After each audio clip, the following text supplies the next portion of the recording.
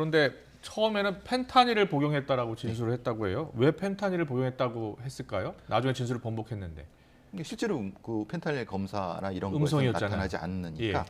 이게 보통 이런 형태의 그 과잉 공격 상태에서의 범인 같은 경우는 일종의 각성 단계가 올라가 있습니다. 네네. 그러니까 일종의 뭐라고 하나 스스로도 마약을 복용하는 것처럼 느낌을 갖습니다. 아. 좀 붕 뜬 느낌을 갖습니다. 그러니까 예, 예. 아무것도 아닌데, 그러니까 미국에서 어떤 사례가 있었냐면 총기 난사범이 총기를 마구마구 쏘고 나서 마치 마약을 한 것처럼 막 헛소리를 합니다. 네, 근데 네. 잡히고 나서 마약 검사를 해보니까 안 한 거예요. 그러니까 아. 스스로 살인에 취했다 아니면 범죄에 취한 상태의 이런 상태인 거죠. 네. 였던 거죠. 그러니까 그 상태에서는 어떤 이런 형태의 거짓말도 하는 경우들이 있습니다. 그렇군요. 예. 예. 그리고 우려되는 게 이 범행을 저지르던 당시 동영상들이 상당히 유포가 많이 돼서요. 이게 또 다른 2차 범죄, 2차 가해로 이어질 수도 있기 때문에 이런 동영상 좀 막을 수 있는 방법 없습니까? 물론 법상으로는 당연히 정보통신망법 명예훼손죄에 들어가기 때문에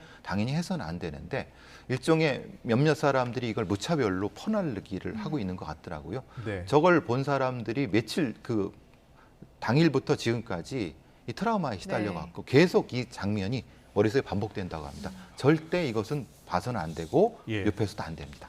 저 지금 범인의 모습, 용의자의 모습 보고 계신데,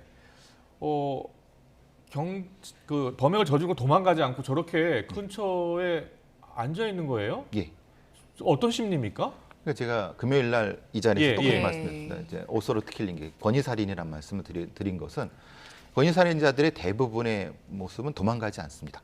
아. 뭐냐? 일종의 법정 투쟁을 합니다. 본인들이 얘기한 법정 투쟁이라는 표현을 쓰는 거는 자신의 정당성, 이게 자기를 버린 사회에 대한 불만 같은 거라든가 내가 왜 이것을 저 사람들을 공격했는가에 대한 거를 계속 강조하기 위해서 굳이 도망가지도 않고 예. 스스로 체포되거나 그러면서 이제 이런 방식이 반복될 수 있습니다. 예. 그러니까 그렇게 되면은 피해자들이나 피해자 가족들은 상처를 받고 예. 그 상처를 받는 모습 때문에 더더욱 그 행동을 하는 경우도 있습니다. 그렇군요. 예. 네.